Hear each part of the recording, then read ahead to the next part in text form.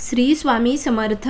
तुम्हा सर्वांचं माझ्या यूट्यूब चॅनलवरती अगदी मनापासून स्वागत करते। तुमच्या मनातील सर्व काही चांगल्या इच्छा स्वामी महाराज नक्की पूर्ण करो हीच स्वामी चरणी प्रार्थना करते आणि आजच्या व्हिडिओला सुरुवात करते। आजचा व्हिडिओ खूप महत्त्वाचा आहे। तसं म्हणजेच आपल्या मुलांच्या बुद्धीचा विकास होण्यासाठी, बुद्धिवान होण्यासाठी आपल्याला एक उपाय करायचा आहे। आता बघा, या म्हणजे प्रत्येक आईवडिलांना वाटत असते, असं प्रत्येकांना वाटतं की आपला मुलगा हुशार असावा, त्यांनी चांगले मार्क्स मिळवावे, त्याचं कौतुक व्हावे, असं प्रत्येक आईवडिलांना आपल्या मुलाबद्दल वाटत असतं। पण कसं होतं ना, ज्या आपण कितीही प्रयत्न केले तर काही कुठेतरी कमी पडत असतो, असं देखील आपल्याला कधी कधी वाटत असतं।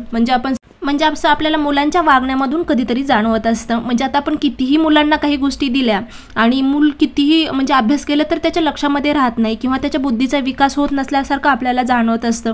म्हणजे तो किती अभ्यास केलं त्याच्या लक्षात राहत नाही, मार्क्स व्यवस्थित येत नाहीत, असं आपल्याला ज्यावेळेस समजतं त्यावेळेस असं वाटतं की मुलासाठी काय करावे। तर तुम्ही हा उपाय नक्की करून बघा।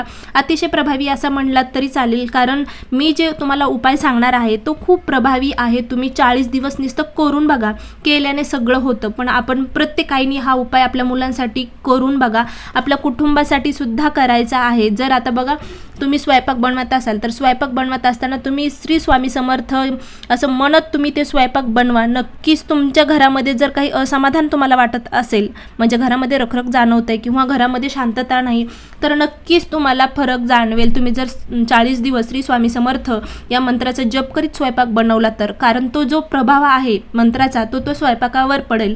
कारण कधी कधी काय होतं, काही म्हणजे गोष्टी आपल्या आचार विचारावर सुद्धा अवलंबून असतात आणि आपण जे अन्न खातो ना ते पवित्र असायला हवं। जर का आपण अपशब्द बोलून जर अन्न तयार करत असाल तर त्या अन्नाचा प्रभाव जो आहे त्या स्वयंपाकावरती पडतो आणि ते अन्न दूषित होत असतं। तसंच आपल्याला आपल्या मुलांसाठी योग्य म्हणजे त्यांचा बुद्धीचा बलवान होण्यासाठी किंवा बुद्धिमान होण्यासाठी आपल्याला छोटासा उपाय करायचा आहे। नक्कीच तुमचे मुलं म्हणजे त्यांची बुद्धीचा विकास होणार आहे, त्याचबरोबर बलवान सुद्धा होणार आहेत। तर दररोज सकाळी आणि संध्याकाळी 6:30 वाजता टाइम तोच ठेवायचा आहे, टाइम चेंज करू नका। सकाळी 6:30 आणि संध्याकाळी 6:30 म्हणजे दिवे लावणीच्या वेळेस आणि सकाळी 6:30च्या दरम्यान तुम्हाला हनुमान चालीसा मुलांकडून म्हणून घ्यायचा आहे। दररोज नित्य नियमाने सकाळी एकदा हनुमान चालीसा म्हणायची आहे आणि संध्याकाळी एकदा हनुमान चालीसा म्हणायची आहे। जर तुम्ही असं मुलांना 40 दिवस जर केलं तर मुलं आपोआप त्यांच्या बुद्धीमध्ये त्यांना फरक जाणवेल। कारण अशा अगदी छोट्या छोट्या गोष्टी आहेत की आपण कसं त्याच्याकडे लक्ष देत नसतो, जाऊ दे एवढ्या गोष्टी नुसतं हनुमान चालीसा म्हणली म्हणजे खरंच मुलं बुद्धिमान होतात का?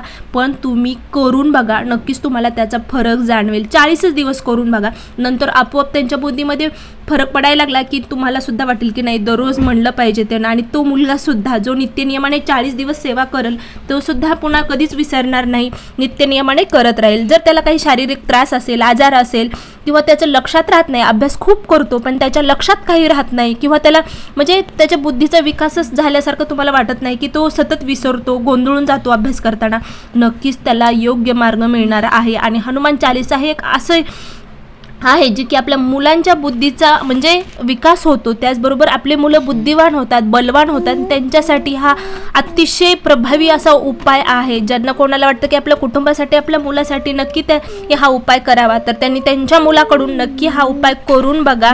सगळं ज्या गोष्टी आहेत शिकवलेल्या त्या सुद्धा मुलगा म्हणजे विसरणार नाही, जर त्याने नित्यनियमाने 2 टायमिंगमध्ये म्हणजे सकाळी 6:30 आणि संध्याकाळी 6:30 मध्ये हनुमान चालीसेचं पठण केलं तर। नक्की हा म्हणजे उपाय करून बघा। तर या प्रकारे आजचा व्हिडिओ होता। खरंच व्हिडिओ आवडला असेल तर नक्की लाईक करा, शेअर करा आणि सबस्क्राईब करायला मात्र विसरू नका। कमेंटमध्ये नक्की लिहा श्री स्वामी समर्थ, जय जय स्वामी समर्थ, अवधूत चिंतन, श्री गुरुदेव दत्त।